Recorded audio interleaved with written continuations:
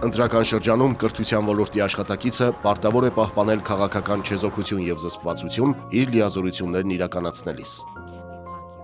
Ըստ օրենքի, ուսումնական հաստատություններում արգելվում է իրականացնել քաղաքական կամ կրոնական քարոզչություն։ Մանկավարժներին, ինչպես նաև խորհրդի անդամներին, արգելվում է նախընտրական քարոզչություն անել կամ նյութեր տարածել իրենց լիազորություններն իրականացնելիս։ Սա վերաբերում է նաև գործընկերներին։ Չի կարելի քաղաքական կամ կրոնական կողմնորոշումը պարտադրել այլ անձանց։ Իսկ ինչ վերաբերում է դպրոցի դահլիճներին, թեկնածուներին դրանք կարող են տրամադրվել միայն ժամը 18-ից հետո կամ ոչ աշխատանքային օրերին եւ միայն այն դեպքում, եթե համայնքում այլ հարմար դահլիճ չկա։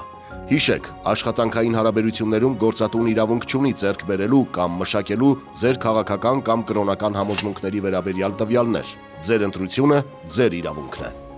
Պահպանենք մանկավարժի բարևարքության կանոնները, դրսևորենք զսպվածություն դպրոցում եւ դպրոցից դուրս։ Օրենքը պաշտպանում է բոլորիս։